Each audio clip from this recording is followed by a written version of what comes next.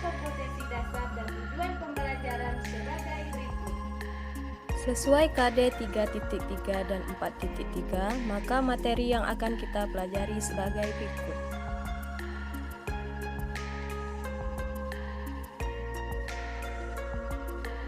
Grafis mengandung dua pengertian, yakni bersifat umum dan bersifat khusus. Bersifat umum berorientasi sebagai seni dua dimensi meliputi hasil cetakan, sedangkan bersifat khusus berorientasi kepada proses. Grafis pertama kali ditemukan oleh orang Cina, yaitu mengandalkan dua blok negatif pada kedua batang kayu. Seniman asal Jerman mengembangkan cetakan dari kayu menjadi cetakan dari bahan logam. Penciptaan karya pun mulai berkembang dari awalnya ditujukan untuk nilai fungsional, kemudian dikembangkan oleh seniman sebagai media berekspresi. Monoprint termasuk dalam cetak datar atau planografi. Dikatakan monoprint karena acuannya hanya bisa digunakan satu kali saja. Berikut adalah prosedur membuat monoprint secara tidak langsung. Siapkan alat dan bahan dibutuhkan dalam monoprint. Yang pertama, gosokkan tinta cat di atas permukaan kaca hingga merata. 2. Buatlah pola di atas kaca yang sudah digosokkan cat secara merata. Dan yang ketiga, letakkan kertas di atas permukaan acuan kaca yang telah dicat, kemudian tumpuk dengan kertas lagi dan gosok dengan tangan atau kalian dapat menggunakan dengan mesin. Nah, maka acuan akan berpindah ke kertas.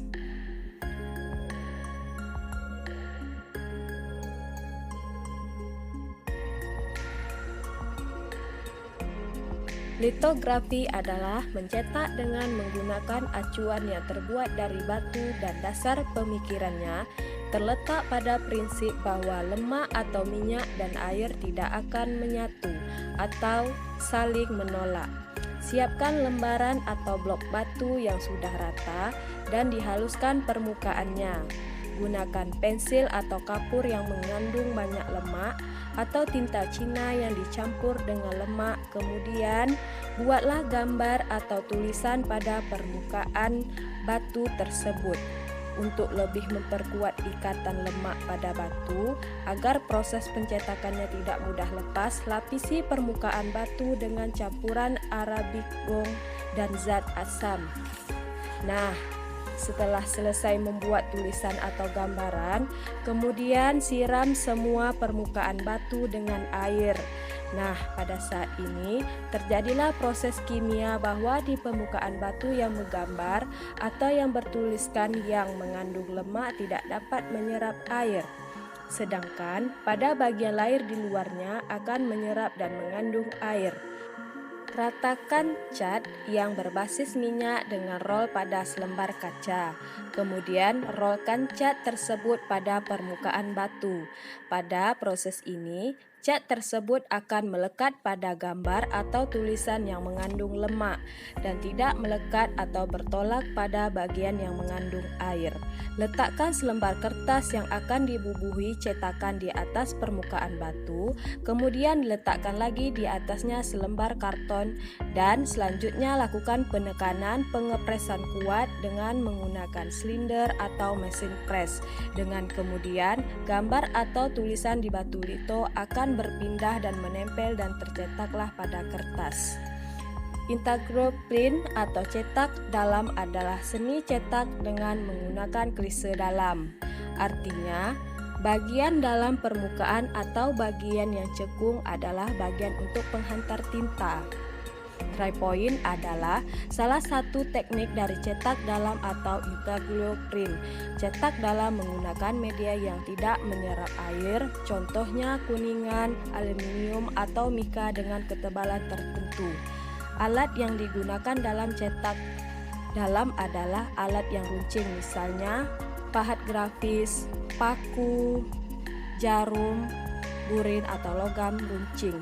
Dalam konsepnya, semakin dalam goresan pada media, maka semakin tebal pula garisan yang dihasilkan, sehingga ketebalan variasi garis dapat diatur dari dalaman goresan pada permukaan media.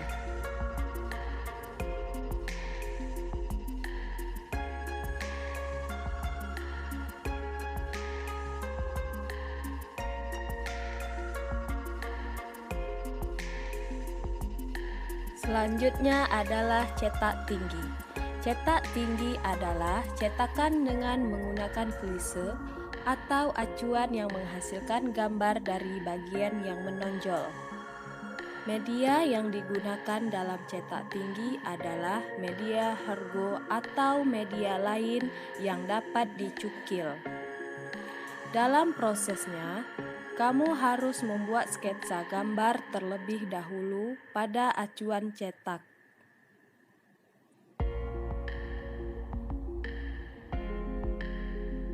Cukil dan pahatlah dengan pahat grafis atau pahat coret.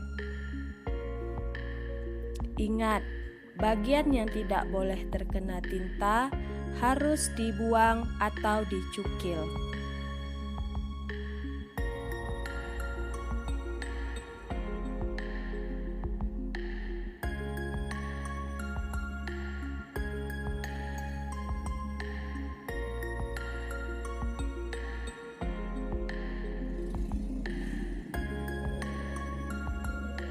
Selanjutnya, beri tinta pada permukaan acuan cetak dengan menggunakan roll. Letakkan acuan cetak di atas kertas, kemudian gosok secara perlahan pada kertas, sehingga permukaan acuan yang terkena tinta meresap pada kertas dan membentuk seperti pola. Selanjutnya adalah cetak saring, atau sering dikenal dengan sablon. Cetak saring adalah salah satu teknik cetak menggunakan layar dengan kerapatan serat tertentu. Dalam proses cetak saring, yang pertama harus kamu lakukan adalah membuat desain. Desain dapat kamu buat secara manual atau kamu cetak melalui printer. Basahi kertas desainnya dengan minyak agar kertasnya transparan. Selanjutnya adalah proses pelapisan, meliputi proses pencampuran emulsi dengan sentilizer dengan cara dioleskan ke screen menggunakan alat yang bernama kulter.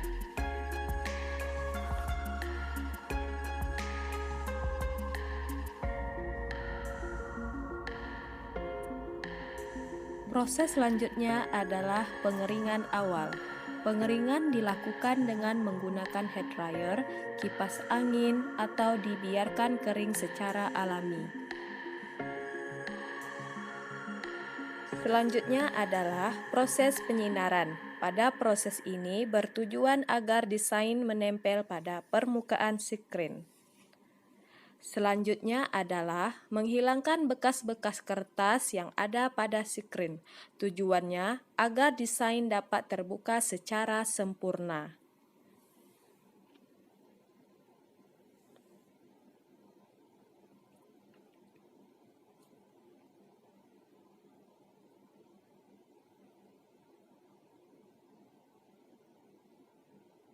Baiklah, selanjutnya kita harus mempersiapkan kaos yang akan disablon. Masukkan bagian tengah kaos dengan lembaran triplek bertujuan agar cat yang ada di permukaan di atas tidak menempel pada permukaan belakang kaos.